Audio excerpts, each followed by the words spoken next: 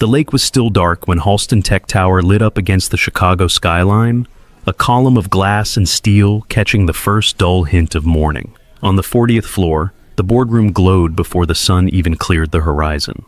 Floor-to-ceiling windows framed Lake Michigan in a strip of cold blue. Inside the room was all polished wood and quiet money. A long table leather chairs, a wall-sized screen frozen on a slide that read, Halston Tech, Meridian Systems Acquisition. Claire Halston stood at the glass, one hand resting lightly on the edge of the window, watching the faint movement of headlights along Lakeshore Drive. Her reflection floated over the city's sharp jaw, neat blonde bob-tailored teal suit. Everything about her looked controlled, as if someone had turned the volume down on any stray emotion. Behind her, the door whispered open. "Your latte, Ms. Halston," her assistant said, setting a white paper cup at the head of the table. "Triple shot oat milk, extra vanilla." Claire turned, gave a brief nod. The cup left a damp ring on the flawless wood. The rich smell of coffee and sugar spread through the room, warm and familiar. "Board still on schedule?" she asked. "Yes. Gordon is already here. The rest are on their way." Claire checked her watch. 6:32. She liked the first meeting of the day before the building filled, and the air turned thick with voices. Early meant fewer surprises. On level 38, in a quiet corridor that never saw executives unless something had gone wrong, a cleaning cart squeaked softly over tile. Eli Ramos pushed the cart with one hand and ran a mop over a faint tread mark with the other. The night shift had bled into morning. His shoulders ached a little, the good dull ache that came from staying busy. He glanced at the clock above the service door. If he wrapped this floor fast, he could be home before Mia left for school. Voices drifted from the executive kitchen. The soft thump of cupboard doors, the hiss of the espresso machine. The air carried the bitter scent of fresh ground beans milk, steaming something sweet. And something else. Eli paused, grip tightening on the mop handle. He drew in a slow breath. The sweetness had an edge, not just vanilla syrup. There was a faint, almost syrupy tang underneath, like the taste of coolant that lingered on the air in motor pools. A smell he had learned to recognize in places where it had no business being. Antifreeze. He stepped closer to the open doorway of the kitchen. Stainless steel counters, two baristas in gray polo shirts moving on autopilot, one cup already lidded set aside on a separate tray. A faint haze of steam curled from the lid. Eli shifted his weight as if the floor itself had gone uneven. "Morning, Eli," one of the baristas called without looking up. "Morning," he replied. His eyes flicked to the set-aside cup. He knew the executive floor routine by now. That tray would go straight to the boardroom, straight to the person at the head of the table. He breathed in again. Coffee vanilla and that wrong sweetness, like something pretending to be harmless. He stepped back into the hall. The smell followed him, thinner now, but still there. It sat in the back of his throat like a warning. He told himself to keep moving. It was not his job to worry about what was in anyone's cup. His job was to make the floors shine and the trash cans empty, to stay invisible. The elevator at the end of the corridor chimed open. Claire's assistant strode out, tray balanced perfectly in both hands, the white cup from the kitchen now settled among a few bottles of sparkling water. Eli watched him walk past, watched the slight ripple on the surface of the latte under the plastic lid. The smell brushed his senses again as the assistant passed. Not strong, just stubborn. His mouth went dry. He turned back to his cart, pushed it 3 slow steps. Then he stopped. 8 years in combat engineering had drilled certain things into him. Pay attention. Trust the quiet part of your brain that remembered what danger smelled like. Ask questions before the explosion, not after. He had ignored that voice once a lifetime ago on a night that still woke him up sweating. Another elevator door opened at the far end of the hall. Laughter spilled out, deeper voices, the shuffle of polished shoes. Board members. Eli looked at his reflection in the stainless panel of his cart. Dark hair, cropped short uniform, polo shirt, name patch. A man no one remembered seeing even when he stood right in front of them. He thought of Mia waiting at the window, the way her shoulders lifted when she heard his keys in the lock, the life he had built out of what was left. He also thought of the white cup on the tray heading into a room where a woman everyone watched was about to trust it without thinking.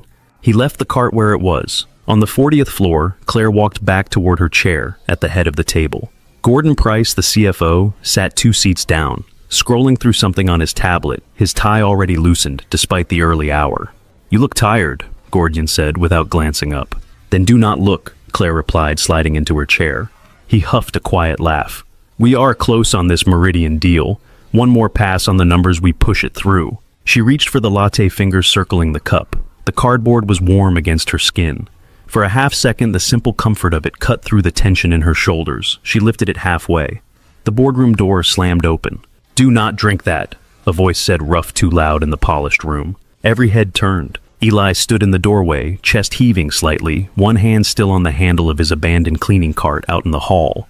He looked like he had run up the last 2 flights of stairs. The room froze. For a moment, the only sound was the faint hum of the projector. Gordon's lip curled. "Excuse me, who let the janitor in here?" Someone near the middle of the table muttered something about calling security. A phone lit up. Claire did not drink. She held the cup steady at chest height, eyes fixed on Eli. He was not looking at her, not really. His gaze was pinned to the latte in her hand as if it were a live grenade. Her voice was quiet, which made it cut through the room more cleanly than any shout. "Put the phone away," she said without looking at Gordon. "Do not move." The murmur died. She set the latte back on the table carefully, as though placing it on thin ice, then straightened in her chair. "You have 10 seconds, she told Eli. "Use them well." He finally met her eyes. For a moment she saw past the uniform and name tag, saw the steadiness in his posture, the calculation in his face, the glint of something that did not belong to a man who only emptied trash. "It is not just coffee," he said, voice lower now, steadying. "There is something in it that should not be there." Claire held his gaze, the room narrowing to the distance between them, the untouched cup at her elbow, and the faint, sweet smell hanging in the air. For a heartbeat, no one moved. Eli could feel the weight of every gaze on him, the way the air in the boardroom seemed to tighten. His chest still rose and fell a little too fast, but his voice held. "It smells wrong," he said, "like antifreeze, ethylene glycol." Gordon snorted. "You can smell chemicals through a lid now." A low ripple of amusement passed along one side of the table.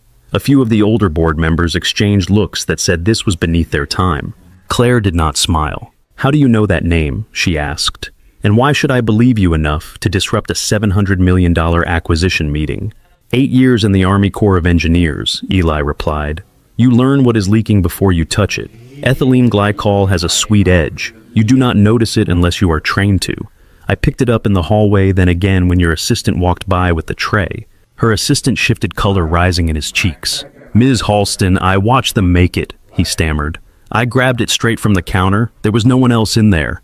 "That you saw," Eli said quietly. Gordon leaned back, folding his arms. "This is ridiculous. We have procedures for threats. We call security, escort Mr. Ramos back to the basement and start the meeting." He tapped his tablet, already impatient. At the far end of the table, a man in a charcoal suit cleared his throat. Victor Hale had chosen his chair with care, not too close to the head of the table, not too far. He wore a thin silver tie, gray hair brushed back from a deliberate widow's peak. The room lights cut a pale line along his cheekbone. "Claire," he said, voice smooth. "Gordon has a point. We cannot let every nervous employee stall the board. Get facilities to test the machines later, and let us move on." He offered Eli a mild, almost sympathetic look, as if they were both trapped in the same small inconvenience. "Mr. Ramos," Victor said, "I am sure you mean well. You probably saw something on a crime show last night, but there are established channels for this sort of concern." Eli looked at him, noting the practiced calm, the slight tilt of his head.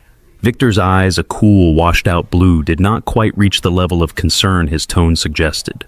Claire stayed seated, but the energy in the room shifted around her. She picked up the latte again, this time by the rim, and moved it to the center of the table, out of her immediate reach. "You are all very worried about the meeting," she said. "I am very worried about dying before it starts." She turned to her assistant. "Call building security, then call Chicago PD and tell them we need a hazardous materials field test. That cup does not get touched until they arrive." Her assistant nodded so fast his glasses slipped down his nose. He pushed away from the table and back toward the door phone already in his hand. Victor's jaw tightened just enough to show. "Claire, if this leaks, Meridian will panic. Their board is skittish. Headlines about suspected poisoning at Halston Tech are not the kind of leverage we want right now." "Then let us make sure I was not about to be poisoned," she replied. "If there is nothing in that cup, we all lose an hour. If there is something, I lose a liver." A flush crept up Gordon's neck. He tapped his pen against the table, glancing toward the untouched cup, as if it might suddenly leap into action. One of the older directors, a woman with silver hair pulled into a neat twist, spoke for the first time. "I agree with Claire," she said. "You do not gamble with the health of the person holding the company together." Victor flicked his gaze at her, then back to Claire, reading the room. He lifted his hands in a small surrender. Fine, he said. An hour. The next 30 minutes felt longer. Security arrived, first 2 guards in navy jackets who took up positions by the door. They did not put hands on Eli, but one kept a steady eye on him as if he might suddenly sprint for the coffee. Eli stayed just inside the doorway, back close to the wall, palms empty. He could feel the pulse in his throat slow back to something like normal, but the adrenaline still hummed under his skin. He thought about Mia again. Thought about how angry she would be if he got fired and could not explain why without scaring her. There was a cost to shouting across a room like this. He knew it. He had decided to pay it anyway. When Detective Lena Park entered, the quality of the room changed. She wore plain clothes, dark slacks, a navy button-down hair pulled back in a low knot.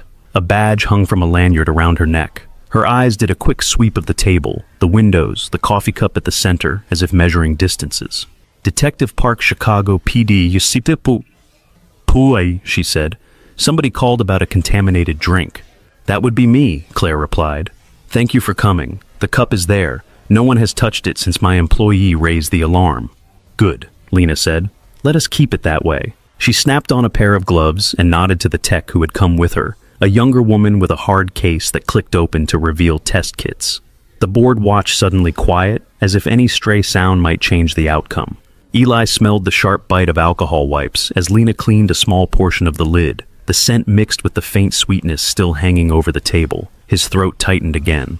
The tech drew a small sample through the sip hole, then dripped it onto a reagent strip. For a second, nothing changed. The strip stayed a dull, innocent gray. Gordon exhaled, already turning toward Claire. There, you see, this has been a waste of... The strip shifted color, slow at first, then faster. Pale blue bled into deep blue, then into a bruised purple. The tech frowned and checked the legend on the test kit. Positive, she said. Ethylene glycol, high concentration. Lena leaned closer, eyes narrowing. High as in accidental contamination, or high as in someone hates their boss? High as in this would send her into kidney failure within a day, the tech said. Maybe less depending on body mass. A thin, startled sound came from Claire's assistant. He sank back into a chair. The room held its breath again, this time for a different reason. Claire did not flinch. Her fingers curled once against the armrest of her chair, then relaxed. Thank you, she said. Her eyes went to Eli. Lena followed her gaze. You the one who called this in? Lena asked. Eli straightened a little. I am the one who told her not to drink it, he said. Name. Eli Ramos, night crew. Lena studied him. She took in the uniform shirt, the worn work boots, the way he stood. Her gaze lingered on his shoulders, the faint ridge of old muscle memory in his posture. How did you know? She asked. I smelled it in the hallway when they made the drink, he replied. Smelled it again when the tray went past. I have worked around coolant and other chemicals long enough to know that smell. It did not belong here. Victor spoke up, his voice pitched carefully neutral. You understand what you have just done, Mr. Ramos? You have delayed a critical meeting and involved law enforcement based on your nose. Lena turned her head, fixing him with a flat look. He also saved the life of your CEO, she said. So, let us dial down the tone. Color crept along Victor's collar, but he held her gaze. We all appreciate that Ms. Halston is safe, he said. We simply need to be practical. This is clearly a targeted attack. We should handle it internally so we do not create panic in the markets. Claire rose from her chair. The sunlight had climbed higher outside, catching in the glass behind her, outlining her in a pale glow. No, she said. We are not handling a murder attempt internally. She turned to Lena. You will have full access to our security footage, staff lists, whatever you need. The coffee was prepared in the executive kitchen. My assistant picked it up there, but he says the machine was unattended for a few minutes while the staff signed for a delivery. Lena nodded. Then anyone with a badge that opens this floor could have slipped in, she said. She flipped her notebook open. I will need names, schedules, and I will want to speak to your kitchen staff, your security manager, and whoever is responsible for upper floor access. Victor stepped closer to Claire, lowering his voice. Let me coordinate with facilities, he said. We can streamline this, keep control of the narrative. Claire shifted just enough that there was a sliver of space between them. Thank you, Victor, she said. Detective Park will coordinate with our legal team. I prefer our narrative to be the truth. For a fraction of a second, something sharpened in Victor's eyes. Then it was gone, replaced by the same polished concern. Of course, he said. Lena closed her notebook. I will set up an interview room downstairs, she said. In the meantime, no one touches that cup, and no one leaves the building unless I clear it. Claire inclined her head. Understood. As the detectives began to pack up their kit, the board members broke into low, anxious conversations. Phones appeared, fingers flying over screens despite the request for discretion. The word would spread anyway, it always did. Claire walked away from the head of the table and crossed to where Eli still stood. Up close, she could see the faint shadows under his eyes, the fine line of an old scar at his hairline mostly hidden by his short cut. His uniform looked clean, but old, the collar softened by too many washes. "Mr. Ramo," she said. He blinked as if surprised she knew his name. "I owe you," she continued, "more than I can put into a memo. You risked your job for this. Why?" He glanced past her at the cup on the table, then back. "Some things are heavier than a paycheck," he said. "I smelled something that should not be there. I could not watch you drink it and go back to mopping." Her expression shifted almost imperceptibly. The edges softened, just for a moment. "Where did you learn to recognize that smell?" she asked. "In Afghanistan," he said, "and a few other places I did not like as much." There was a story behind the flatness in his voice, behind the way his jaw clenched and released. Claire felt the echo of it, even if she did not know the details. She nodded once. "Stay available," she said. "Detective Park may have more questions." "So will I." Eli dipped his head. "Yes, ma'am." As she turned back toward the table, the lake beyond the windows caught the light, a hard glittering surface that gave nothing away about its depth. The rest of the morning blurred. Eli to answer Detective Park's questions in a small conference room that smelled of dry erase marker and stale air. He repeated the same details, the hallway, the kitchen, the tray, the smell. She wrote it all down in neat, tight handwriting, sometimes watching his face more than the page. "Any enemies here, Mr. Ramos?" she asked at one point. Some point, he huffed a short breath. "Most people do not know my name," he said. "Hard to make enemies that way." When she let him go, the sun had climbed higher. The lights in the lobby seemed too bright after the shadowed boardroom. People were already talking in clumps near the marble columns, voices low, eyes flicking toward the elevators that rose to the upper floors. He kept his head down and took the service elevator instead, riding it in silence to the basement. The doors closed with a soft thud that felt final. He changed out of his uniform shirt in the locker room, folding it with care and setting it on the narrow shelf. For a moment, he rested his hands on the cool metal of the locker door forehead, almost touching it, as if the steel could steady him. His keys jingled when he clipped them back onto his belt. The sound was small, familiar, a rhythm that belonged to him. Outside, the air had turned mild. Early spring in Chicago, the chill still hiding in the shade of the buildings. Eli walked the 3 blocks to the train boots, hitting concrete in a steady beat. On the platform, people stared at their phones, at the tracks, at nothing at all. No one looked at him. He preferred it that way most days. The train rattled south, past stretches of brick and graffiti, under bridges where old water left streaks like scars. He watched his reflection in the darkened window. His face hovered over the sliding view of the city, transparent, almost not there.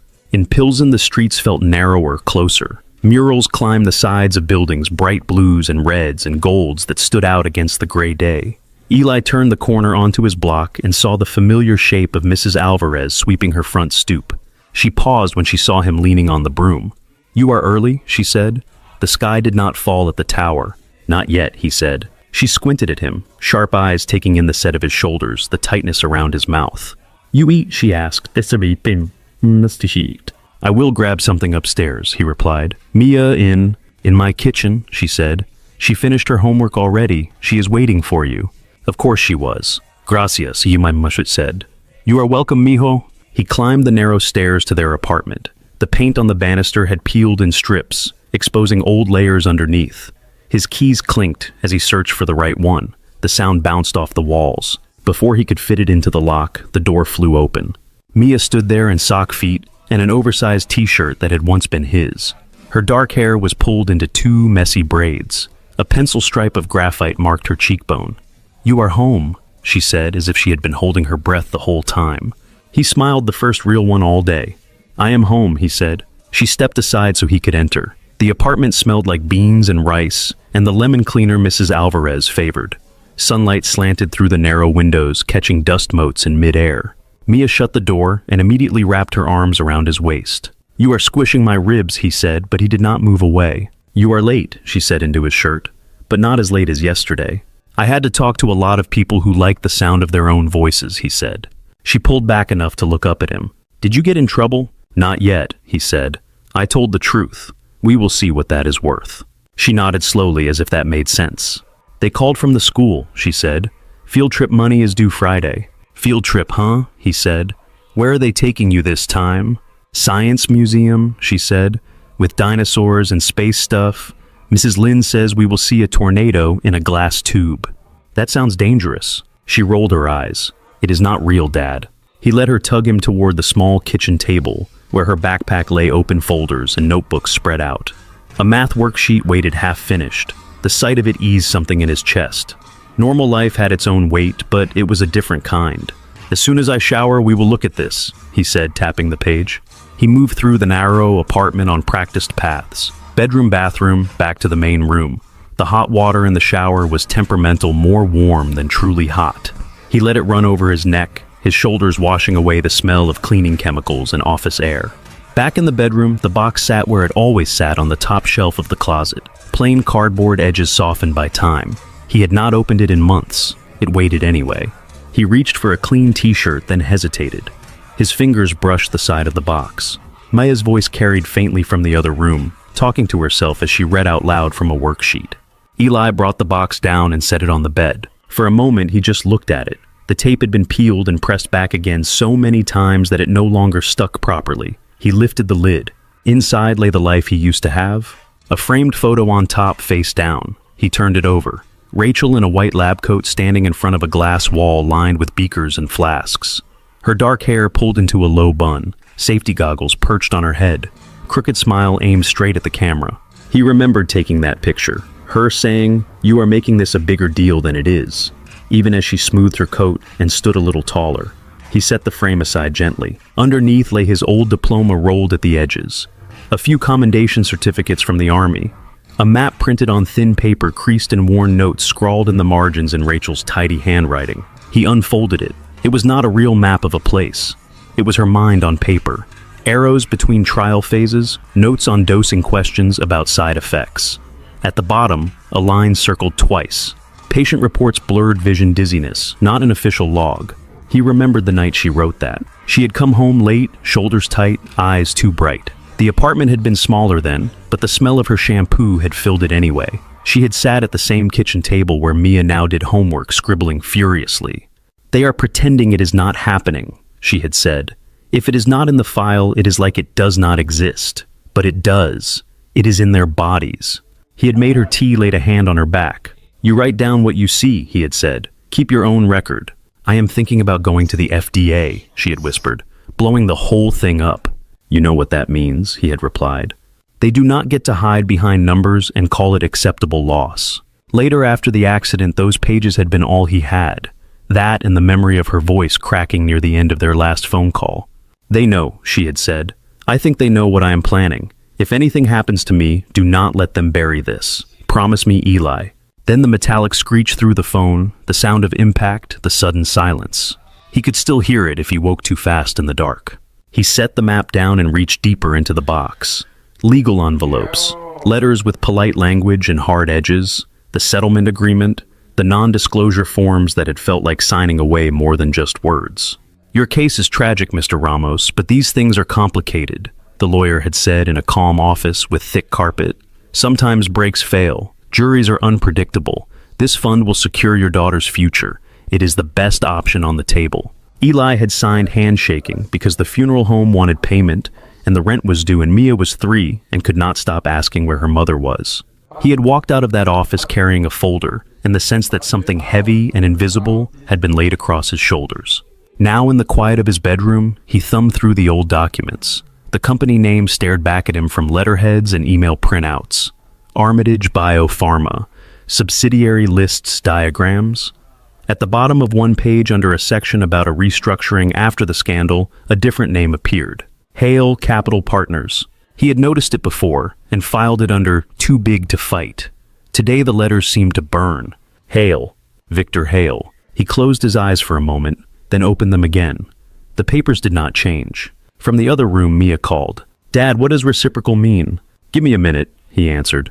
He gathered the papers into a neater pile and slipped them back into the box, but left the lid resting crooked instead of pressed shut. As he stepped back into the main room, Mia sat cross-legged at the table, pencil in hand, brow furrowed over a fraction problem. "You look serious," he said. "This math is annoying," she replied. "You look serious too." "Just thinking," he said. He sat down beside her, the chair creaking under his weight. The window beside them showed a slice of the street, the glass holding their reflections, faintly over the world outside. His face beside hers both a little distorted by the angle. He picked up her pencil and drew a small rectangle on the edge of her paper. "Let us make this less annoying," he said.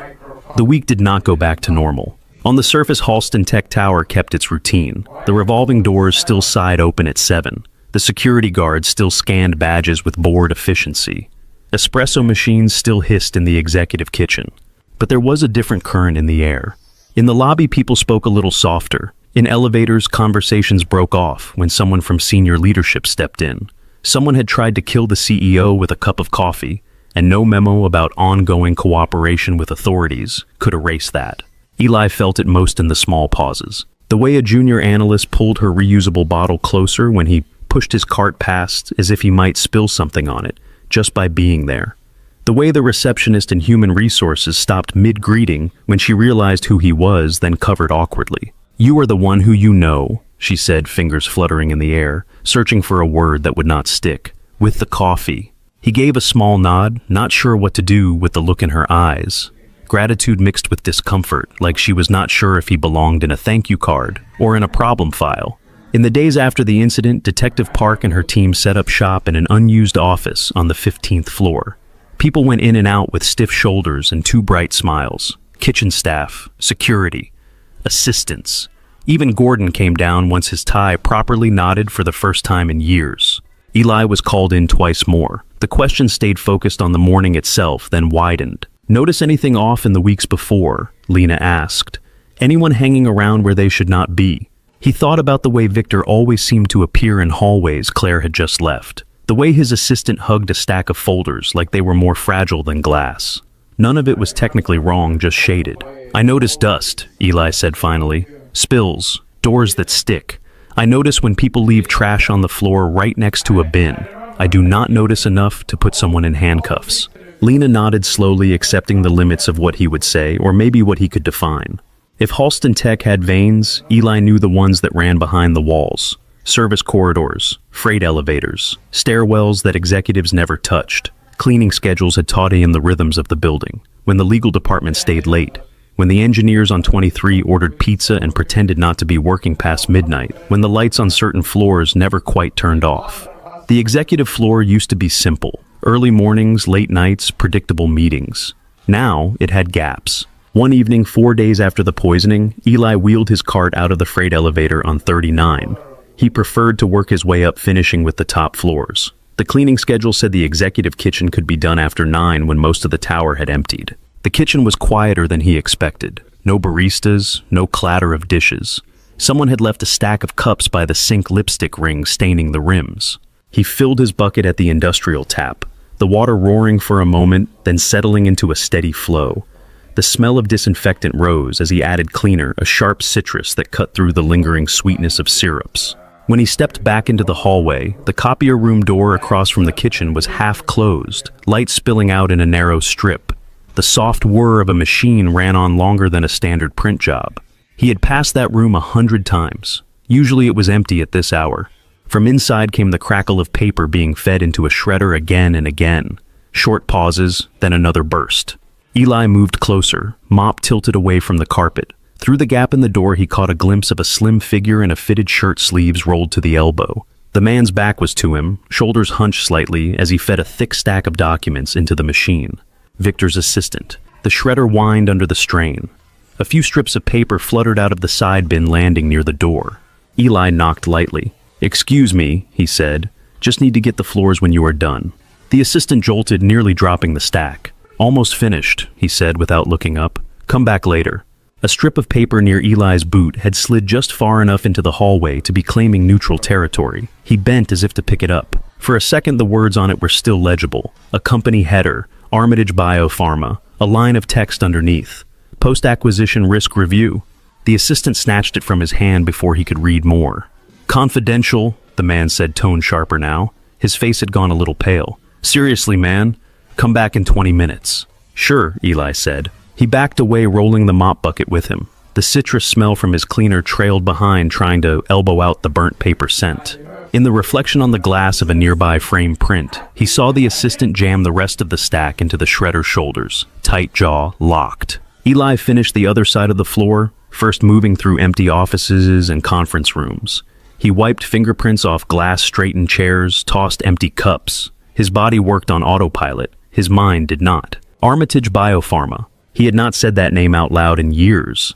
Seeing it in print, even in fragments, felt like a hand on the back of his neck. The next clue came in the parking garage. Saturday shifts were quieter, just a skeleton crew on site. Eli preferred them. Less small talk, more space to think. He moved between levels with a portable vacuum cleaning stairwells and elevator lobbies. On level 2, near the executive reserved spots, he paused to empty the canister into a trash bin. The concrete echoed with the distant clunk of car doors and engines starting somewhere. Voices drifted around the corner, muffled by the low ceiling, but clear enough. "Relax," a man said. "She will fold. The board hates instability more than anything." "Victor." Eli knew that voice now, the cadence, the clipped patience. A second voice replied, lower tense. "You promised me this would be smooth," the man said. "The last time you tried to pull something like this, someone died, and it was a mess for months." "The accident worked before," Victor said. "This time it just needed to be cleaner. No vehicles, fewer variables. A heart attack would have been ideal. But coffee works. It is routine. Comfortable." Eli froze. He could not see them from where he stood. The concrete pillar at the corner blocked his view. He could picture it, though. Victor leaning against a sleek car, the other man some outside partner or investor pacing in front of him. "The janitor was a fluke," Victor continued. "Nobody could have predicted that. It does not change the end game." Something in Eli's chest went very still. He stepped back into the stairwell, as quietly as he could, pressing his shoulder against the cool cinder block wall. The vacuum felt heavy in his hand. Their footsteps moved away, the sound of expensive shoes on concrete, and the remote beep of a car unlocking. A vehicle engine hummed to life, then faded as it climbed the exit ramp. Eli stood there for a long moment, breathing slow, counting to 10, then 20, just to convince his legs to move again. He knew he should tell someone. The thought rose first obvious. Detective Park, security, anyone. He also knew what it looked like. A janitor in a garage claiming he happened to overhear a powerful man half confessing to orchestrating a death. No recording, no witnesses. He had been here before in a different building with different names, trying to convince people that something more than bad breaks had taken Rachel away. On his break, he sat in the dim light of the janitor's lounge, a small room wedged between storage and an unused office. The vending machine hummed in the corner, offering stale snacks behind scratched plexiglass. His phone lay on the table screen dark. He unlocked it and scrolled to an old folder of photos, screenshots of articles from 7 years ago. Local scientist killed in delivery truck collision. Armitage Biopharma under fire for trial irregularities. Private equity firm acquires distressed pharmaceutical assets at discount. He zoomed in on a line in one article. Hale Capital Partners, led by strategist Victor Hale, stepped in to stabilize the situation after the scandal. He had not connected all the pieces back then. The grief had been too raw, the legal threats too fast. Now, with the sound of Victor's voice in his head, the words on the screen rearranged themselves into a pattern he could not ignore. He went home that night quieter than usual. Mia chattered about her science unit, about a classmate who had tried to eat glue on a dare. She held up a permission slip for the field trip, cheeks flushed with excitement. "Can we sign it?" she asked. "Please." "Of course," he said, taking the paper. "We will find the money." She nodded, trusting that this was a fact, not a question. After she went to bed, he sat at the table with the box from the closet open in front of him. The apartment was still the street noise softened by the hour. He lined up the old Armitage documents beside his phone. The same names repeated in different combinations. Subsidiaries, shell companies, buyout terms. Each time a crisis hit, a version of Hale Capital appeared ready to scoop up what was left. Rachel's notes lay at the center of it all, the only place where the human cost was written in more than numbers. He traced a finger along her handwriting, the firm slope of each letter. "They do not get to hide," she had said. He had failed her once, letting the settlement close the door on any public fight. Now someone linked to the same web of deals had tried to poison his boss in the building, where he mopped floors to keep his daughter fed. The weight on his shoulders shifted. It did not get lighter. It moved into a different place, one that let him stand up a little straighter. He gathered the key documents, slid them into a plastic folder, and set it on the corner of the table where he would see it in the morning. In the bedroom, Mia's soft breathing came through the slightly open door. The glow of her nightlight painted a small crescent on the hallway floor. Eli turned off the kitchen light and stood for a moment, letting his eyes adjust to the dim. His keys jingled when he hooked them on the peg by the door, the sound clear in the quiet apartment. He did not know exactly what he would say yet, or how it would land. He only knew he was done holding this alone. Eli woke before the alarm. For a moment, he lay still in the dim light, listening. The building creaked softly around him. Pipes, neighbors, a distant truck on the street. In the next room, Mia snored very quietly, a small steady sound. The folder waited on the kitchen table where he had left it.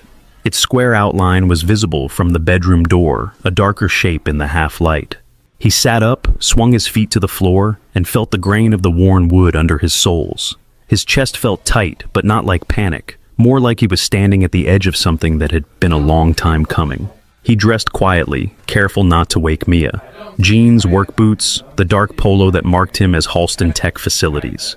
He slipped the folder into his backpack, next to his lunch, and the small thermos of coffee he had filled the night before. At the door, his keys chimed when he picked them up. The sound followed him down the stairs. Morning in Chicago came in pieces. A slice of pale sky between buildings. The smell of bread from a bakery on the corner. A bus seeing as it pulled away from the curb. On the train, Eli stood near the door and watched his reflection flicker in and out of the window as the city slid past. He thought of Rachel in her lab coat, of the line on the article that connected Hale Capital to Armitage. He thought of Victor's voice in the parking garage, casual and cold. He did not rehearse what he would say. Every time he tried, the words tangled. So, he let the train rock him and trusted that when he stood in front of Claire Halston, something useful would come out.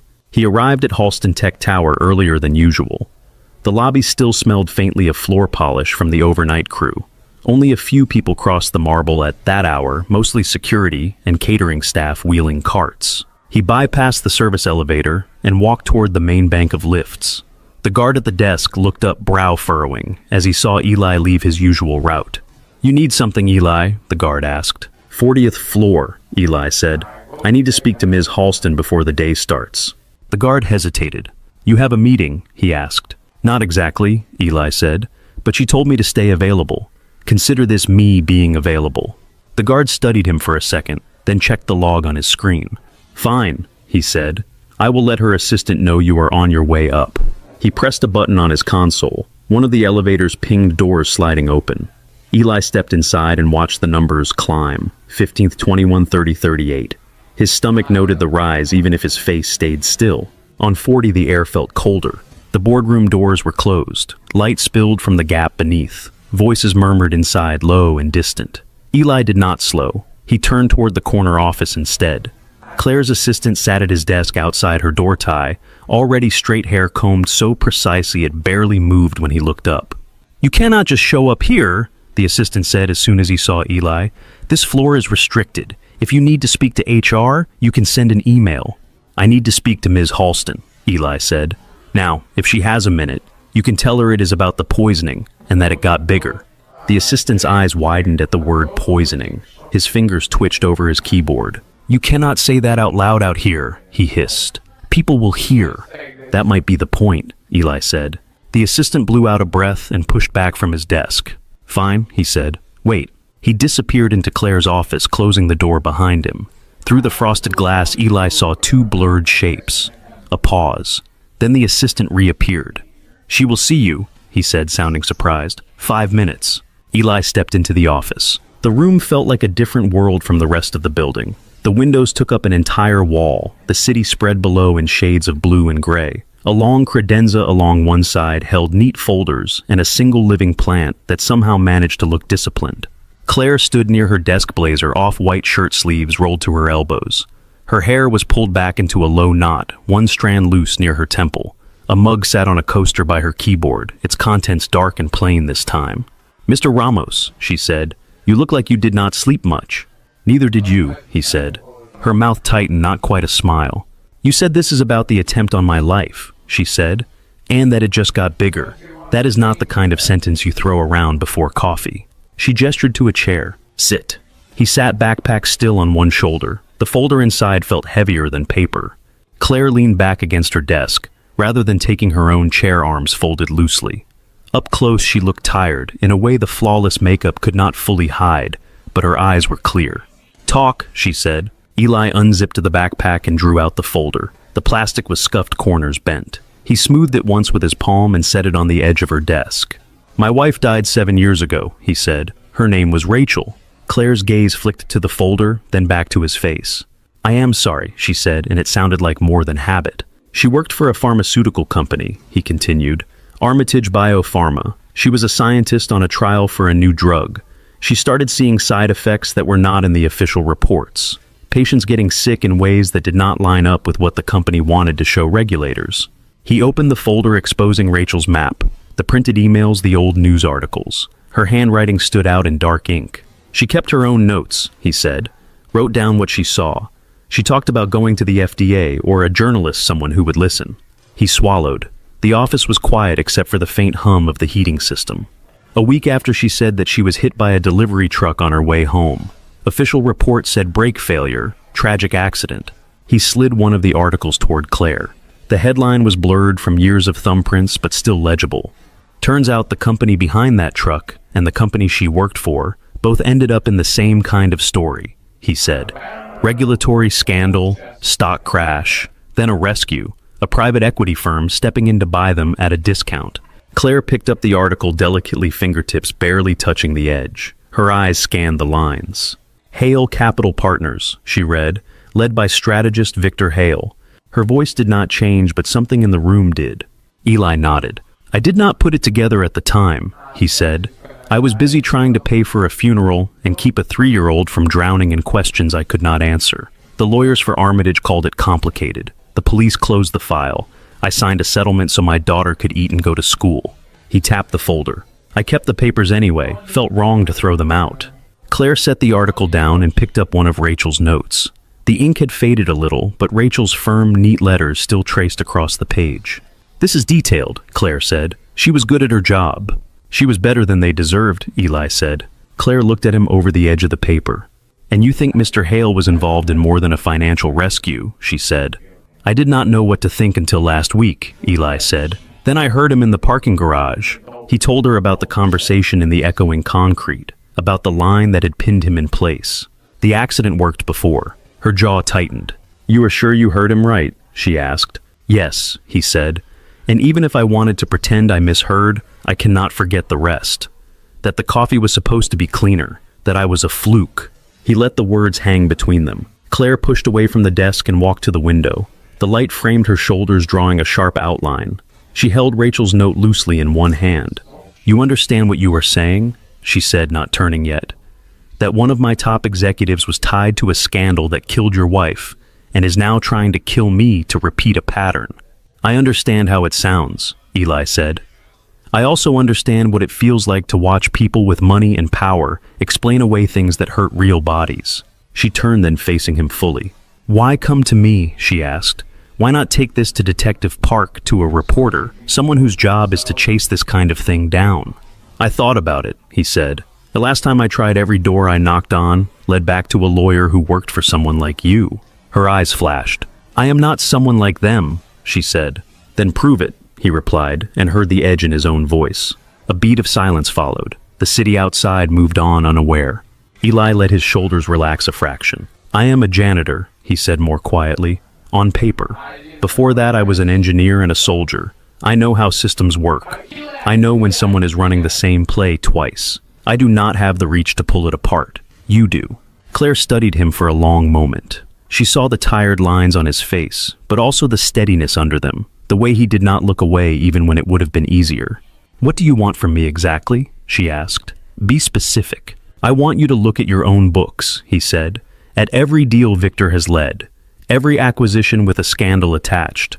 I want someone on your side who understands money to follow the pattern." He hesitated, then added the thing that had sat under his tongue all morning. "And I want my daughter safe," he said. "If Victor realizes I am the one connecting him to Rachel and to you, he will not care what floor I clean." Claire's fingers tightened on the paper just enough to crease the edge. "You think he would go after a child?" she said. "I think he already killed one mother," Eli said. and that he sees people as numbers on a spreadsheet. Her eyes flicked to the family photo frame on her desk. It held a picture of a younger Claire with an older man both in front of the tower when it first opened. Her father. His absence had carved quiet lines into her. She set Rachel's note down with care. "You are asking me to declare war on my own second-in-command, based on connections that are so far circumstantial," she said. "If I move, and I am wrong, I blow up my company and hand him a narrative about a paranoid CEO who listens to conspiracy theories from the janitorial staff. If you do not move and I am right," he said, "you hand him your company wrapped in a bow, and I get to bury someone else." The words came out flat without heat. That made them land harder. Claire exhaled slowly. "I built this place from a sleepy investment firm into a tech company that actually makes things," she said. "I thought I had an eye for people, for who I could trust. If you are right, then I have been sharing boardrooms with a snake." She walked back to her desk and picked up the folder again, weighing it in her hands. "I cannot promise you an outcome," she said. "I can promise you this. I will have my forensic team go through every file with Victor's name on it, quietly. And I will arrange security for your daughter also quietly. She does not need to know why." His throat tightened. "You would do that?" he asked. "I do not like being hunted in my own building," she said, "and I do not leave children in the blast radius if I can help it." She opened a drawer and pulled out a small black badge, the kind given to vendors and contractors. It had a yellow stripe across the bottom. "This will get you into some places your current badge does not," she said, sliding it across the desk. "Server rooms, certain archive spaces. You move at night? Yes, use that." He looked at the badge but did not reach for it yet.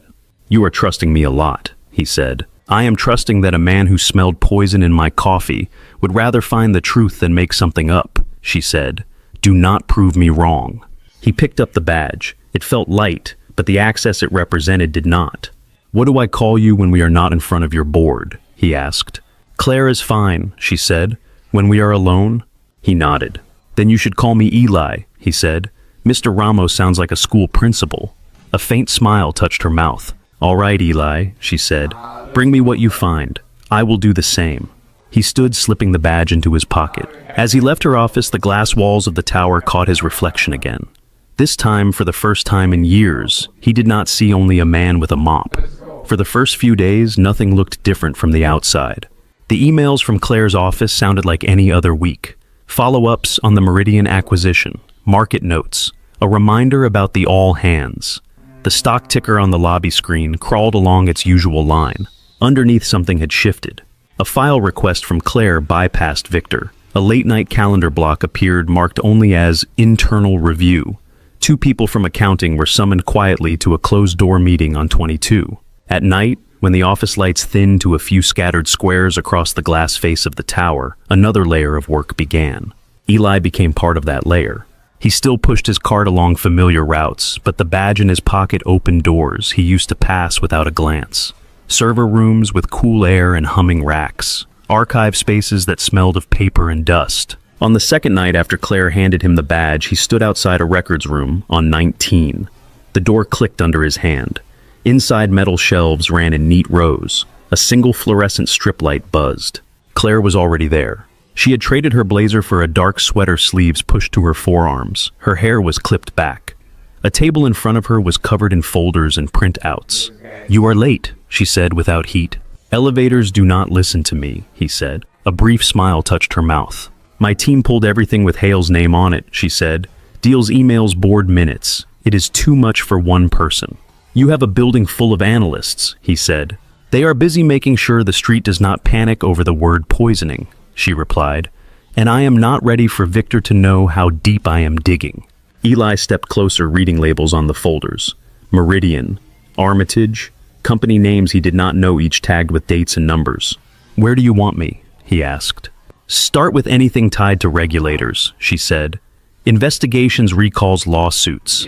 Every time someone else's fire turned into our opportunity, I want to know what Hale knew and when." They fell into a rhythm. She read through emails and the formal language of board minutes, underlining phrases that sounded harmless until you read them twice. He traced paths of money and assets and quarterly reports, following how a failing company one year became a distressed acquisition on Halston Tech's balance sheet the next. One night he slid a file toward her. "Here," he said. Armitage. Look at the dates. They bought the logistics company that owned the truck fleet 2 months before the scandal hit the news, not after. Claire leaned in shoulder, almost brushing his. This memo is a week before the first report of adverse effects surfaced, she said. They were already planning how to structure a rescue. She circled a line with her pen. Projected value in post-crisis environment. Her voice had a different edge now. To them, that crisis was Rachel, Eli said quiet, and whoever else got hurt. Claire's hand paused. She did not apologize again. She wrote in the margin instead. Hale leverages human cost. The hours slid by. The building creaked and settled around them. Outside the small window, the city lights spread in a grid. Their coffee came from a hallway machine in plain paper cups. I have not had this since college, Claire said once, turning hers in her hands. You make it sound like punishment, he said. The board imagines I drink from crystal, she replied. This would ruin the image. Do you like the image, he asked. She thought about it. I like keeping the company standing, she said. The rest is packaging. Silence stretched in an easy line. How did you end up here, he asked. In this office with all this glass. She looked at their reflections in the window. My father built the first version of Halston, she said. Bond safe bets, old money. I spent Saturdays on folding chairs in conference rooms while he argued about interest rates. There was fondness there, and something harder. He wanted me to take over, she said. He just did not want me to change anything. After he died, I pushed us into tech. Half the board thought I would sink us. Victor convinced them to give me room. Useful, Eli said. At the time, she replied. She closed the file she held. What about you? She asked.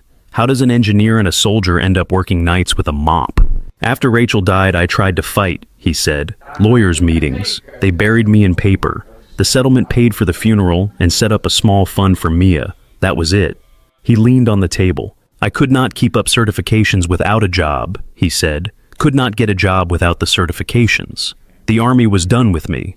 So I took the first steady work with health insurance and a predictable paycheck. He shrugged once. It keeps the lights on. That is not nothing, she said. For her, it is everything. He thought of Mia's face when she talked about the science museum. She likes to build things, he said. Towers out of books. Claire smiles. Smiled. I would like to meet her, she said, then caught herself. If that is not strange. It is, he said, but not in a bad way. They bent back over the files. Some nights they met in the records room under the buzzing light. Other nights they took over a corner of Claire's office, the city laid out beyond the glass, while reports and printouts piled on her conference table. On a late Friday they moved everything to the floor. Spreadsheets, transcripts, market reports. Eli knelt with a marker drawing lines between company names and dates. Claire circled entry points notes in quick script. By 1 in the morning, a pattern had taken shape. Each time there was a death tied to a trial gone wrong, each time a company's shares crashed because of an unexpected event. Some version of Hale Capital appeared within months, sometimes in the open, sometimes buried behind bland shell companies. Claire stood with her arms folded, looking down at the web. It is like a storm track, she said. From the ground it looks like bad luck. From above it is a line. Eli nodded. Victor is not just cleaning up after accidents, he said. He is steering into them. She looked at him, hearing more than he said. We will need someone to argue this who does not work for them, she said, when we have enough on paper. He pointed at a cluster of dates near the end of their map. These are recent, he said. The deals you told me he pushed hardest. Meridian, Frostline, Kinetic, she said. He fought me on all 3. And they all look the same underneath, Eli said. Pretty revenue on top, messy trial data under the rug. She rubbed a hand over her face. So, either I am imagining pattern, she said, or I have been sitting next to someone who treats disaster as a business model. The files on the floor felt like an answer. Later on the train home near dawn, her words about invisibility stayed with him as much as the numbers. The sky over the river was just beginning to pale. By the time he reached Pilsen, the streets were waking. He climbed the stairs to his apartment, keys jingling. Mia was on the living room floor with a drift of crayons. An empty cereal bowl sat on the table. You are back, she said, as if he had come from another country. I am back, he said. She held up a sheet of paper. This is your building, she said. She had drawn the tower tall, and a little crooked windows in careful rows. Some squares were colored yellow lights on in the middle of the night. Pretty close, he said. She added a small figure at the base, a stick person with a line for a mop. That is you, she said. Then she drew another figure higher up behind one of the yellow windows. a triangle of hair, a small rectangle in its hand. "Who is that?" he asked. "The coffee lady," she said. "You said she drinks a lot." He watched her press the crayon along the outline of the tower, darkening it. From the outside, her building was all clean lines and bright squares. Inside, he could still feel paper under his hands and hear Claire's voice as they traced the shape of someone else's plans across the floor. By the second week, the tower felt like it was holding its breath. On paper, Halston moved forward. Emails went out. Deals inched along. Meetings filled calendars. Inside Claire's office, the pile of folders on the low table had turned into something sharper. One night, just before midnight, she stood at the edge of the mess and toed one of the files with her heel. "This one," she said. "Look." Eli came around the table. The room was lit by a single floor lamp and the glow from her monitor. The rest of the office faded into shadow. On the table lay two versions of the same spreadsheet. One was a scanned PDF with the header of a small biotech firm, Frostline Therapeutics. The other was a Halston internal summary. "The trial data Frostline sent regulators," she said, tapping the first. "Adverse events at 3%. Her finger moved to the second sheet. "This is what we received in the diligence packet before the acquisition," she said. "Adverse events under 1%. "Where did the other 2% go?" he asked. "That is what I asked," she replied. "Our team flagged it. The next email in the chain is from Victor." She slid a printed email thread toward him. The text glowed yellow where she had highlighted phrases. "I have already reviewed the raw data," his message read. "The discrepancy is a matter of categorization. No need to bog down the committee with it." There was a smiley face at the end of one sentence. Eli doubted it was meant for the regulators. "He cut you off," Eli said. "He soothed them," she answered. "He told everyone it was under control, and I let him." Her jaw worked once. "How many times did I let him?" she said quietly. He did not answer that. "Your forensic people find anything that looks less polite?" he asked. She straightened. "They found payments," she said. "Side consulting fees routed to a shell company that does not seem to do any consulting. That company links back to a trust that lists Victor's brother as a beneficiary. That is closer to what Lena would call juice," he said. "It is close to a fraud indictment if we can tie it to a pattern," she said. He watched her pick up a pen and mark another line on their growing web. The blue ink cut through the printed names like scars. "You talked to her yet?" he asked. "Detective Park," she said. "Not about this, not all of it." She capped the pen. "That changes now." They met Lena in a back booth of a coffee shop 2 blocks from the tower. No suits, no badges on display. Claire wore a plain coat and a knit hat that hid most of her hair. Eli sat with his back to the wall, where he could see the door and the reflection of the room in the front window. It was late afternoon. The place smelled of roasted beans and baked sugar. A student hunched over a laptop at a corner table. A couple argued quietly near the pastries. Lena slid into the booth opposite them, setting her paper cup down on a napkin. "You know, when I gave you my card, Ms. Halston," she said, "I figured I would hear from your lawyer, not you." "Counsel knows we are talking," Claire said. "They do not know all the details, yet." "That will make them nervous," Lena said. "They live in a constant state of mild panic," Claire replied. "I am not sure they will notice the difference." Lena's gaze moved to Eli. "And you," she said, "back again." "I seem to have a recurring role," he said. Lena took a sip of her coffee and leaned back. "All right," she said. "You asked for this meeting, you picked the starting line." Claire reached into her bag and pulled out a slim folder. Not the whole collection, just a curated slice. She placed it on the table and opened it between them. Rachel's note sat on top, says one with the circled line about unlogged side effects. Underneath lay the article about Armitage, the excerpt with Hale Capital's name, then more recent documents from Frostline and other deals. "We think someone inside my company has been using other people's disasters as business strategy," Claire said, "for years." "We think," Lena repeated slowly. "So, this is not just about the coffee anymore." "It might be exactly about the coffee," Eli said, "only it started long before that." He talked Lena through the pattern, the trial issues, the crashes, the timely acquisitions with Victor's fingerprints somewhere near the edges. He told her about the parking garage conversation, the way the phrase, "the accident worked before," had landed in his chest. Lena listened without interrupting, fingers steepled under her chin. When he finished, she flipped back to the beginning of the stack. "You understand how thin some of this would look in court," she said. "I cannot arrest a man because he has bad timing and benefits from other people's trouble, or because you overheard him being creepy in a garage." Claire nodded once. "I do not expect you to," she said. "What do you expect?" Lena asked. That when I bring you something stronger, you will be ready, Claire said, and that you can tell me what stronger looks like without a warrant already in your hand. Lena considered that. Paper trails are good, she said. Money trails are better. Direct instructions are best. Anything that shows intent. An email, recording a memo, where someone like Mr. Hale talks about engineering an accident rather than responding to it. She tapped Rachel's note. This is solid, she said. For history. It tells me your wife was brave and that someone wanted her quiet. My wife, Eli said the words, catching for a second. You're Vic. You can say it that way if it helps. It does not help, Lena said, but it keeps my head where it needs to be. She closed the folder carefully. I can start a background workup on Hale and his old firm, she said. Some of this is public record. Some will require a judge. I cannot promise you how fast that part moves. Claire drew a breath that sounded more like steel than air. Do your part, she said. I will do mine. They left the shop separately, back at the tower, days filled with small, sharp moves. Claire stopped taking one-on-one meetings with Victor in closed rooms. When he knocked on her office door, she kept it open, her assistant within earshot. You are distant lately, he said once, standing near her window, hands in his pockets. I am busy not dying, she replied without looking up from her screen. He laughed, but it sounded tight. That is fair, he said. We all feel shaken. You should not be handling this alone. Let me carry some of it. He moved a fraction closer as if to offer comfort. The glass behind him reflected his shape, a long, dark line interrupting the view. I appreciate the concern, she said. What I need from you is stability. No surprises. No sudden moves. He studied her. Is that what you think I bring? He asked. It is what you promised when we hired you, she said.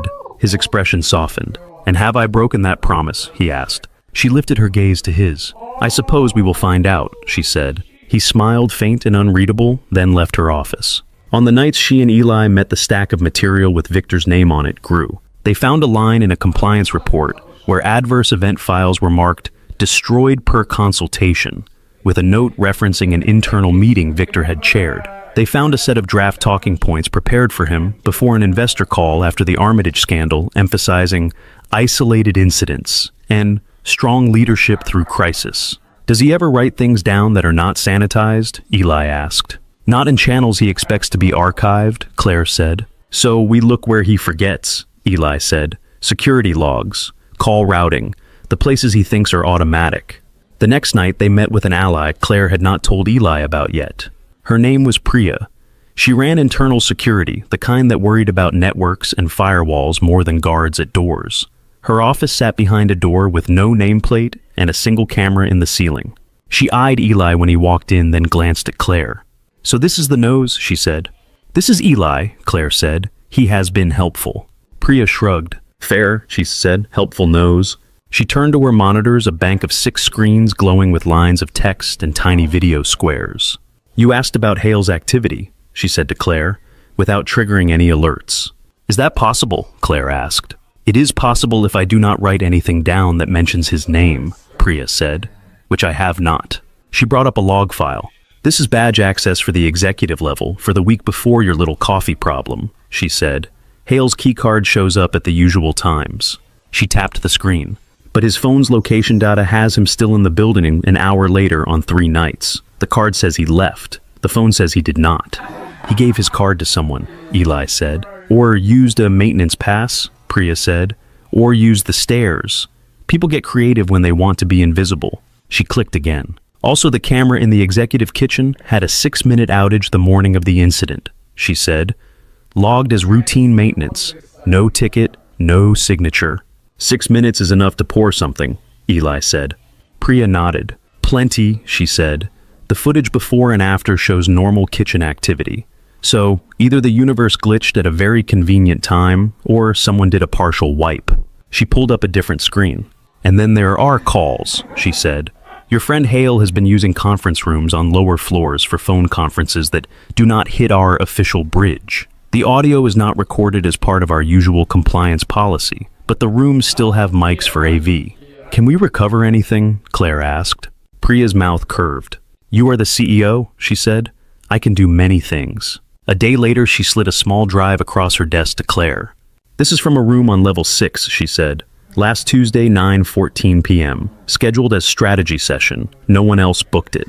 Claire took the drive as if it might crack. Eli will be there when we listen, she said.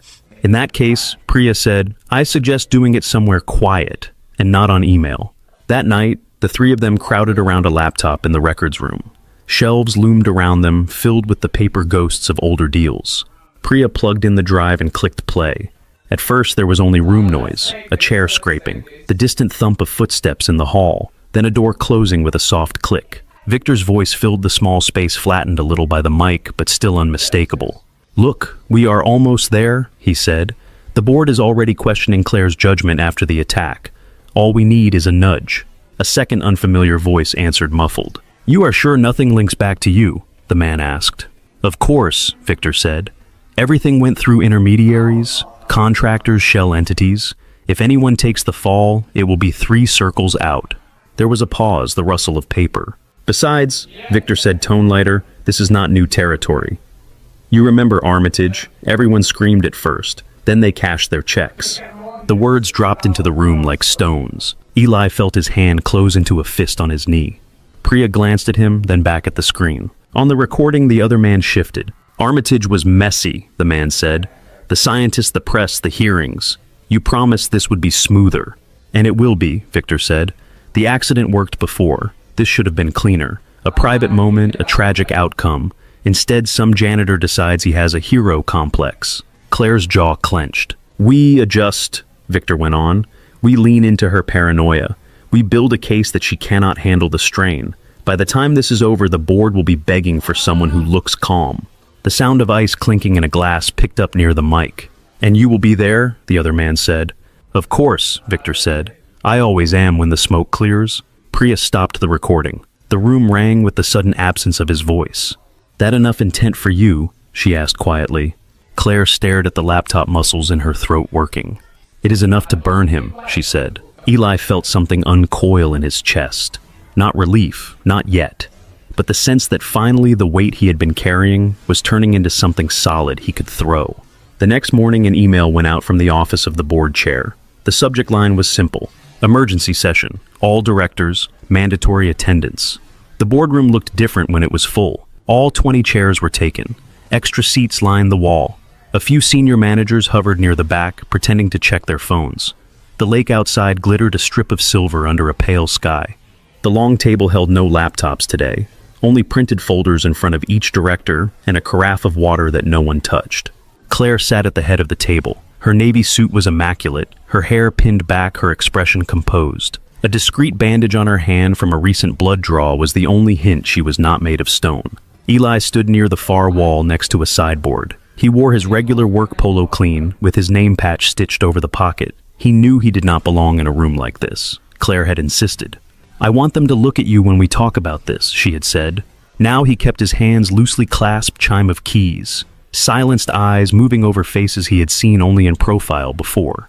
Directors from New York, London, San Francisco. The kind of people who spent their lives in rooms like this and thought of towers as a natural habitat. Victor sat 3 chairs down on Claire's right. His suit was charcoal, his tie a soft blue, his hair perfectly in place. If he was nervous, it did not show. He had a pad of paper in front of him, a pen laid neatly across it. At precisely 9, the board chair cleared his throat. Thank you for coming on short notice, the chair said. We have serious matters to discuss regarding recent events and the leadership of this company. He glanced at Claire, inviting her to speak. 2 weeks ago, someone attempted to kill me with a cup of coffee, she said. We have not yet found the person who poured the poison. We have found something else. She let the words settle. There was a rustle of paper, a creak of leather. No one interrupted. Before we address that, Victor said, leaning forward, I would like to raise a concern of my own. The chair hesitated, then nodded. Very well, Victor, he said. You have the floor. Victor straightened his notes. Eli noted that he did not look surprised. This was the speech he had planned. In the days since the incident, Victor said, I have watched Claire deal with an unprecedented personal and professional shock. I have tried to support her, as have we all. However, the impact of this event on her judgment has become increasingly clear. He pressed his fingertips lightly to the table. She has delayed critical decisions. She has bypassed standard processes. She has involved a facilities worker in sensitive matters. The market is already whispering. Investors are not kind about uncertainty. He met the eyes of each director in turn. I have also become aware of irregularities in certain internal reviews, he went on. Funds diverted into unmarked accounts. Consulting payments with no clear justification, all under the sign-off of the CEO. He slid a folder toward the chair. The director next to him picked it up, flipped it open, frowned. The folder began its slow journey around the table. You are saying Claire misused corporate funds, one director said. I am saying there are patterns that concern me, Victor replied. Patterns that if discovered by regulators or the press would do significant damage to Halston Tech. For the good of the company, I believe we should consider a temporary change in leadership until we can complete a full investigation. A murmur rose. The chair turned to Claire. These are serious claims, he said. They are seriously fabricated, she answered. Her voice stayed even. Every document in that folder was doctored using real templates from our systems, she said. They are clever. I would almost be impressed if the attempt to frame me for theft were not so pathetic. Victor's smile tightened. That is exactly the destabilizing behavior I am worried about, he said. Paranoia, accusations without evidence, conspiracy thinking. Evidence, Claire repeated. Let us talk about that. She nodded toward the sideboard. Eli. He stepped forward. The room turned, slightly, gaze shifting with him. He felt it in his skin. He approached the head of the table laptop under one arm, a small portable speaker in his hand. Victor arched a brow. We are all very grateful for Mr. Ramos's timely intervention, he said, polite. That does not make him an expert on corporate governance. I do not need him for governance, Claire said. I need him for history. She gestured to the empty space near the projector. Tell them what you told me, she said. Eli set the speaker down, plugged it into the laptop, then looked up. My name is Eli Ramos, he said. I work nights. Some of you know me as the man who yelled about coffee. A few smiles flickered and died. Before that I was an engineer, he said. Before that I was in the army. Before all of it, I was a husband. He opened the folder he had brought, the one with Rachel's photo and notes. 7 years ago, my wife Rachel worked for a company called Armitage Biopharma, he said. She was on a drug trial. She saw things that did not match the official reports. Patients getting sick in ways that did not make it onto the forms. He slid Rachel's note toward the nearest director. She kept her own records, he said. When she started talking about going to regulators, she died in a crash with a delivery truck whose brakes supposedly failed. He did not linger on the image. He let the words do their work. Within months, he said, Armitage stock tanked. There was an outcry. Then a private equity firm stepped in to buy them at a discount. Hale Capital Partners. He nodded toward Victor without staring. Led by Victor Hale, he said. Victor's jaw tightened. I had no idea your wife was involved in that tragedy, Victor said. I am sorry for your loss, but conflating that with what happened here is reckless. You are right, Eli said. It would be reckless if it was only grief talking. He turned the laptop so the Halston logo on the lid faced the room. That is why we brought something else, he said. He clicked a file. Static filled the speaker for a second, then the sound of a door closing. A chair. Victor's voice slightly flattened by the small room mic, but clearly his. Look, we are almost there. The board is already questioning Claire's judgment after the attack. All we need is a nudge. Silence rippled through the boardroom as the recording played. Eli watched their faces, saw confusion, turned to focus. On the recording, the second man's voice came through, distorted by distance, but understandable. You are sure nothing links back to you? Of course, Victor said on the recording. Everything went through intermediaries, contractors, shell entities. If anyone takes the fall, it will be 3 circles out. His casual tone on the audio made the hair on Eli's arms prickle all over again. You remember Armitage? Victor's recorded voice continued. Everyone screamed at first, then they cashed their checks. Someone at the table sucked in a breath. Eli glanced at Victor. His face had gone a shade paler, but he held his posture. This is an illegal recording, Victor said, taken without my consent. That alone should concern all of you. Keep listening, Claire said. On the recording, the conversation went on. Armitage was messy, the other man said. The scientists, the press, the hearings. You promised this would be smoother. And it will be, Victor replied. The accident worked before. This should have been cleaner. A private moment, a tragic outcome. Instead, some janitor decides he has a hero complex. Eli felt every eye in the room flicker to him, then back to the speaker. We adjust, recorded Victor said.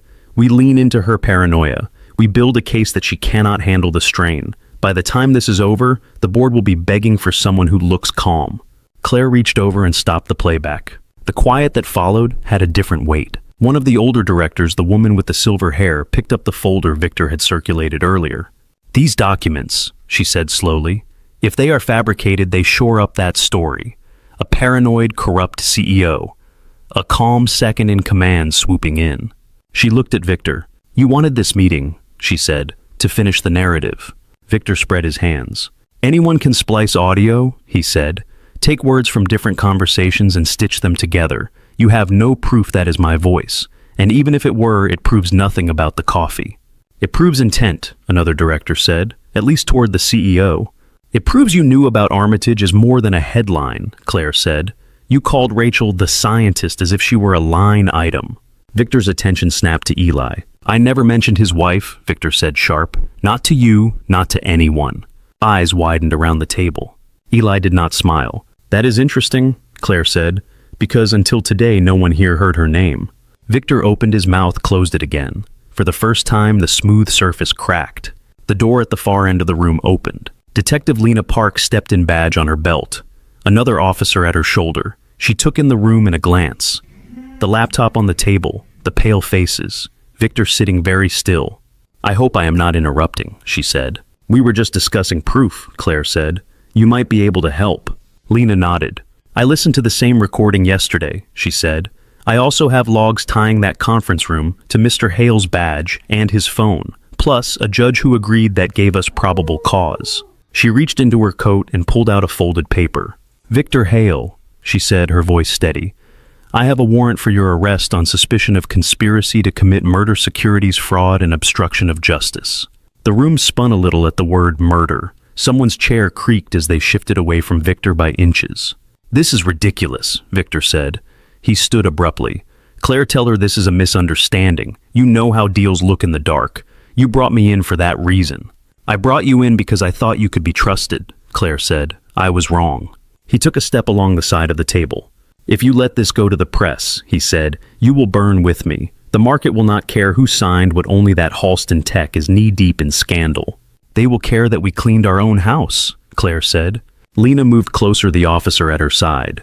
"Sir," she said, "keep your hands where I can see them." Victor's gaze flicked toward the door, calculating. 2 security guards had appeared there while he spoke, uniform, solid stance ready. The exit route had shrunk. "Do you really think you can cut me out that easily?" he asked Claire. "You think I do not have friends on this board in this city?" "You might," she said, "but my company has more, and so does the truth." Lena stepped into his line of sight. "You can talk about your friends at the station," she said. "For now, turn around." Victor held Claire's eyes a second longer. "You will regret this," he said. "All of you." No one answered. He turned. Lena cuffed his wrists with brisk efficiency. The metal clicked loud in the quiet room. As they led him toward the door, the glass wall reflected the procession. Victor's tall figure, Lena behind him, the officer. For a moment, their shapes were just shadows moving across a smooth surface. The door closed behind them. Silence stretched. Then the board chair cleared his throat, the sound hoarse. "Ms. Halston," he said, "what exactly have we just witnessed?" "An arrest that was overdue," she said, "and the beginning of repairs." There was a faint dryness to the word, but her shoulders stayed square. "We will cooperate fully with law enforcement," she went on. "We will disclose what is necessary to regulators and investors. We will also look back at every deal Victor touched and make it right where we can." A few directors exchanged looks that mixed alarm with reluctant respect. "And Mr. Ramos," the silver-haired director asked, turning to Eli, "what do we owe you?" He shifted under the attention. "I did what anyone should do," he said. "I saw something wrong. I said something." Claire's eyes met his. "Not everyone does," she said. For a moment, the hum of the building seemed to fall away. The glass walls held their reflections, all of them in a fractured line. Then the chair began to speak about crisis communications and special committees, and the machine of the company creaked into its next motion. The boardroom emptied in waves. First, the directors breaking into tight clusters, voices low and urgent. Then the senior managers already drafting talking points in their heads. Finally, the assistants gathering abandoned folders and half-full water glasses. Eli slipped toward the door when no one was looking directly at him. His heart had slowed, but his skin still buzzed. He could feel the ghost of the recording in the room, Victor's voice layered over the polished wood and glass. In the hallway, the carpet muffled his steps.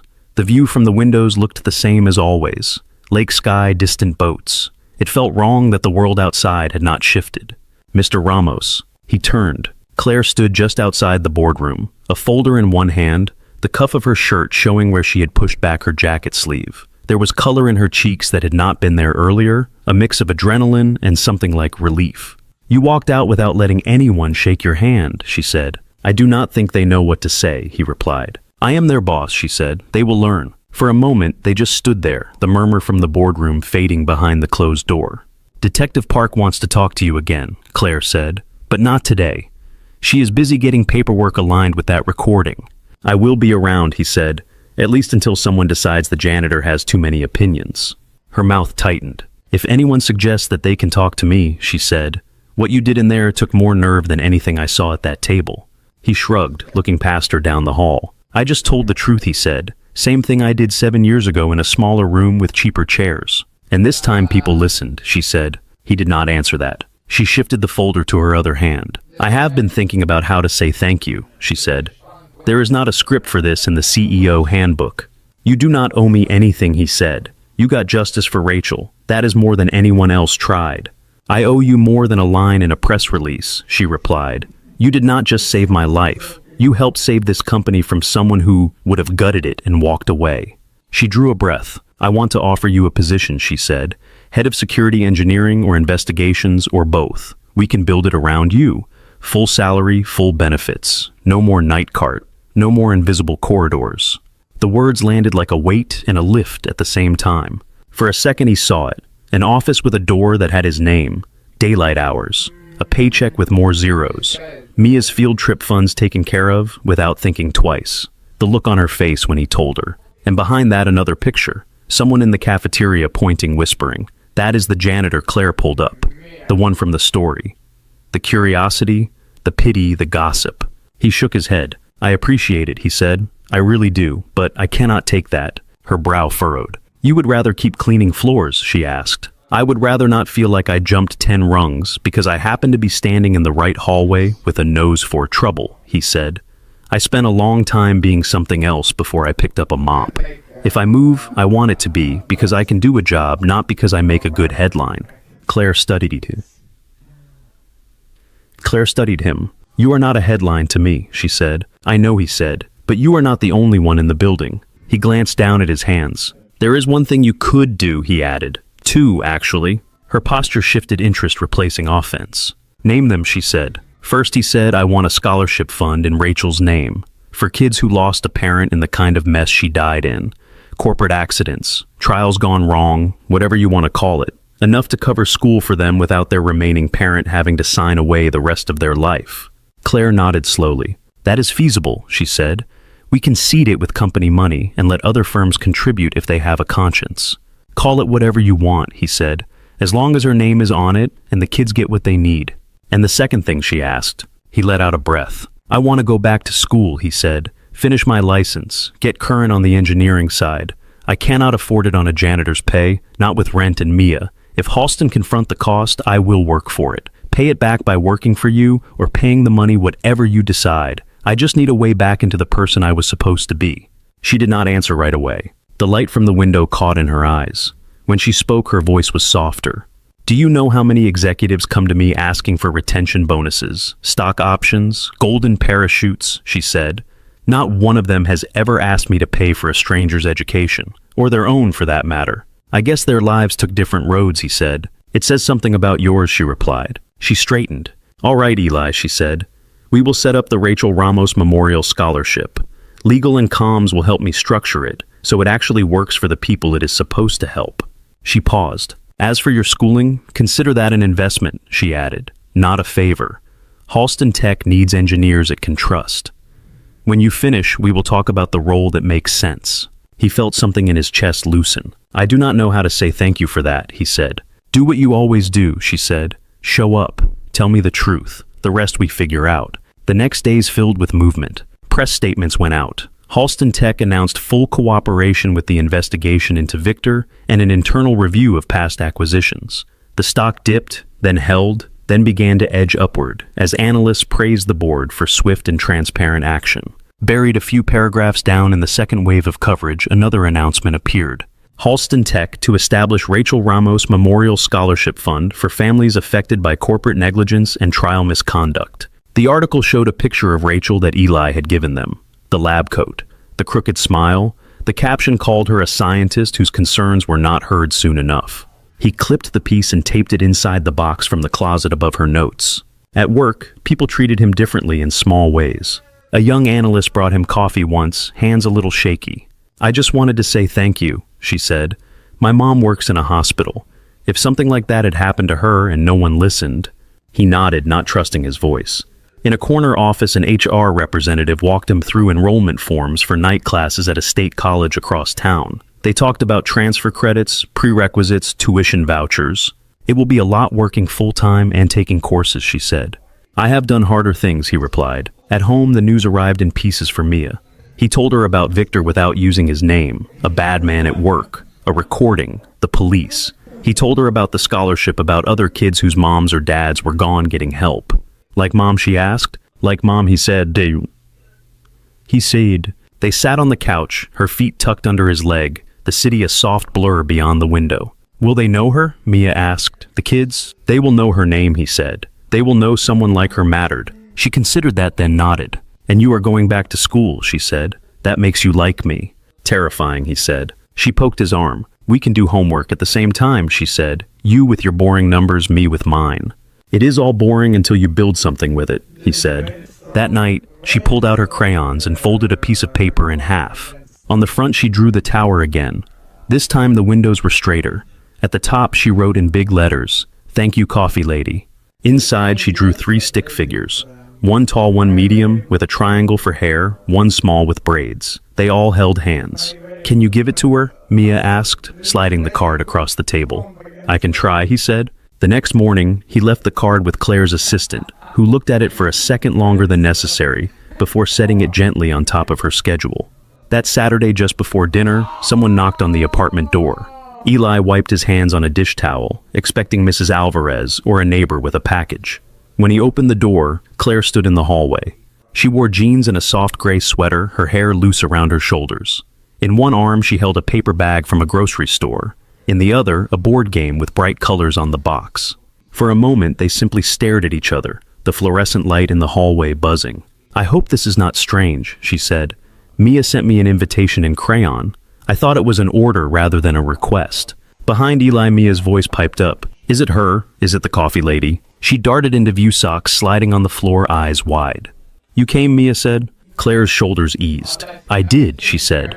"I brought pasta and tomatoes in case I am allowed in the kitchen." Eli stepped back, holding the door open. "Fair warning," he said. "It is spaghetti night. The chef is very demanding about her sauce."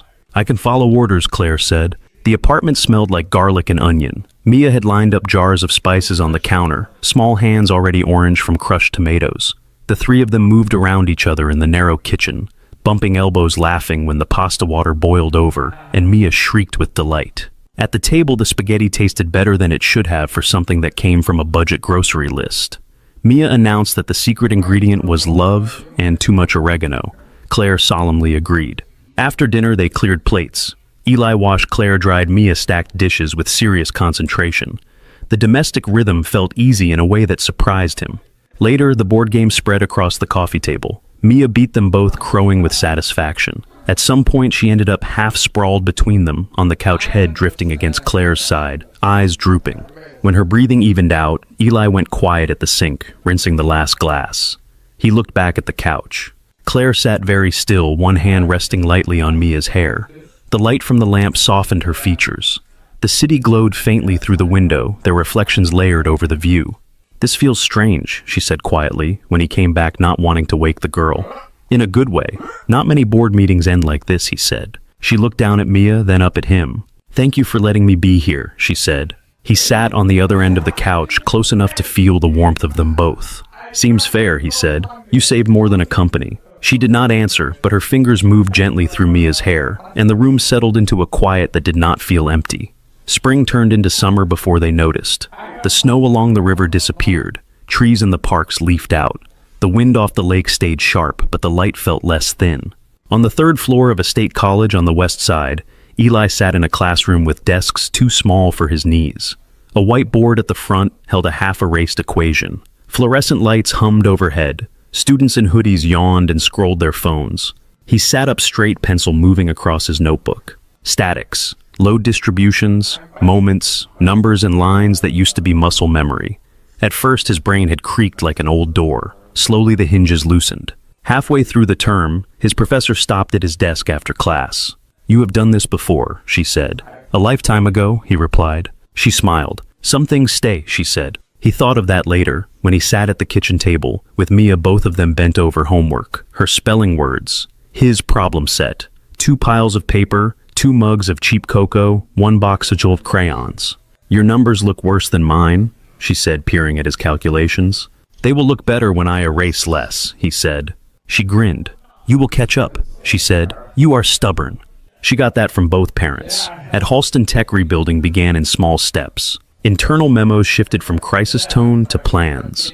The Rachel Ramos Memorial Scholarship Fund went live with more contributions than Claire had expected. A few rival firms quietly added their names, perhaps out of guilt, perhaps out of fear of being next. The reason mattered less than the checks clearing. At a small event in the tower lobby, under the glass ceiling and the watchful eye of photographers, Claire spoke into a microphone, while Eli stood off to the side, hands in his pockets. "We owe more than we can say to the people who spoke up and those who did not get the chance," she said.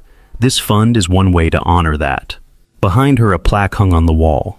Rachel Ramos Memorial Scholarship for families affected by corporate negligence and trial misconduct. Rachel's photograph sat in a simple frame beside it, her lab coat and crooked smile, exactly as Eli remembered. He watched a woman in a nurse's uniform pause to read the words, her fingers brushing the engraved letters once, as if checking they were real. Detective Lena Park attended in plain clothes. She nodded at Eli across the crowd.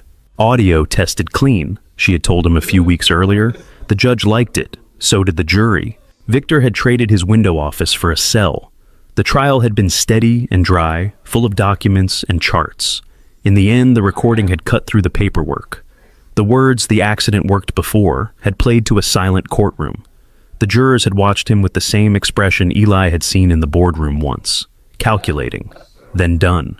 One evening in late summer, Eli stood in a different auditorium, this one on the college campus. Rows of folding chairs faced a stage where a banner read, "Engineering Recertification Program Graduation."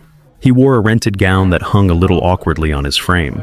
The cap sat crooked no matter how many times Mia tried to fix it. "You look fancy," she said, stepping back to admire him. "I look like a lamp," he said. "You look like my dad who finished something hard," she said. Claire sat beside her in the second row, a small bouquet in her lap. She had insisted on flowers, even when he said it was unnecessary.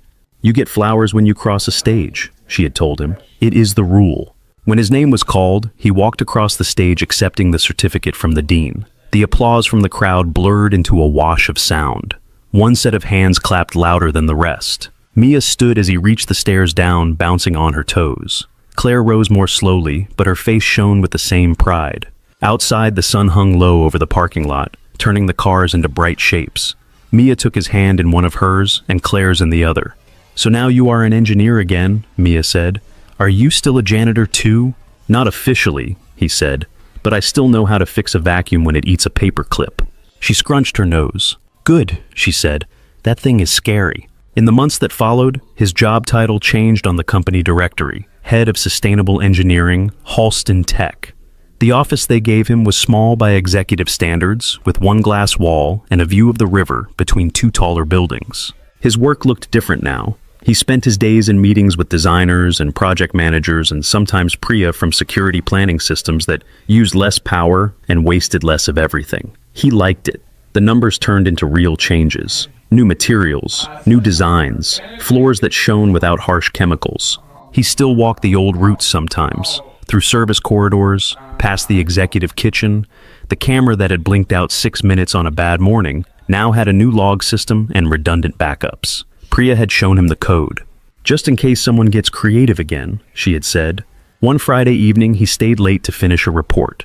The building emptied around him. Floors went dark in stages. From his office, he could see the reflection of his own window in the tower opposite.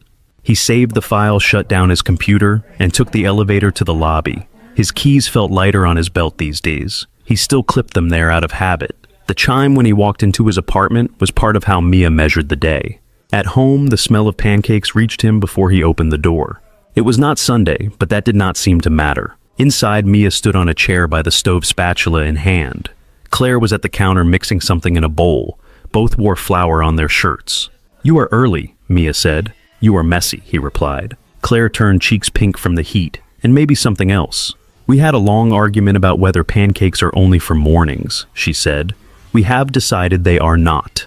"Science experiment," Mia added. "We are testing if they taste better at night." "Important research," he said. They ate at the small table plates crowded with uneven circles of batter, some darker than others. Syrup pooled in the shallow chips in the wood. Mia talked about a book they were reading in class. Claire told a story about a junior analyst who had accidentally sent a spreadsheet full of emojis to a client. After dinner, Mia disappeared into her room to build a fort out of blankets. Eli rinsed dishes. Claire stood beside him, drying. "This place feels different now," she said. He glanced around. The same couch, the same peeling paint near the window, a new drawing on the fridge of 3 stick figures, hands linked. "It is the same walls," he said. She bumped his shoulder with hers. "You know what I mean," she said. He did. Later, they joined Mia in the blanket fort, lying on their backs, staring up at the patchwork ceiling. The sounds of the building filtered through. A neighbor's television, someone laughing 2 floors down, the soft rush of traffic outside. Mia wedged herself between them, head on his shoulder, feet on Claire's legs. "If we sleep in here, does it still count as sleeping in our own beds?" she asked. "It counts as camping," he said. "In the city," Claire added. Mia yawned. "City camping," she murmured, and then she was out, breaths deep and even. They lay there in the soft dark, listening. "I love you," Eli said. The words had sat in his chest for weeks, maybe months. They came out quiet, but sure. Claire turned her head. In the dim, he could make out the curve of her mouth. "I love you too," she said. "Both of you." "Does that mean you are my mom now?" Mia asked, voice thick with sleep eyes still closed. They both stilled. Eli felt Claire's hand find his under the blanket. "I could never replace your mom," Claire said. "She is always part of you, and part of your dad. That does not change." Mia squirmed closer. "But you can be here," Claire added. "If you want that, and if he does." Eli squeezed her fingers. "I do," he said. Mia made a small, thoughtful sound. "You make Dad less sad," she said. "I think Mom would like that." Tears pricked his eyes, unexpected and sharp. He let them blur the edges of the blanket fort. It felt right that the world softened a little. Later, after they moved Mia to her bed and turned off the main lights, he and Claire stepped out onto the small balcony. The metal railing was cool under his hands. The city stretched out before them, a grid of lights and dark spaces. Through the glass door, he could see their reflection. 2 figures side by side. Inside, a lamp glowed over the table. Mia's drawings covered the fridge. His keys hung on the hook by the door, still for once. Claire slipped her arm through his. "When I first took that office," she said, nodding toward the direction of the tower, "I thought the height would make me feel powerful. Mostly it made me feel distant." "And now?" he asked. "Now it is just where I work," she said. "This is where I live." He rested his forehead lightly against hers. The sounds of the city rose up to meet them. A siren in the distance. Music from a car at the light. Someone calling to someone else on the sidewalk. Behind the glass, their reflection stayed framed by the apartment. Not sharp, not perfect, real enough. Thank you so much for listening to today's story. If this story resonated with you or made you reflect, I'd love to hear your thoughts, so feel free to share them in the comments below. And don't forget to like, subscribe, and hit the notification bell so you won't miss the next story.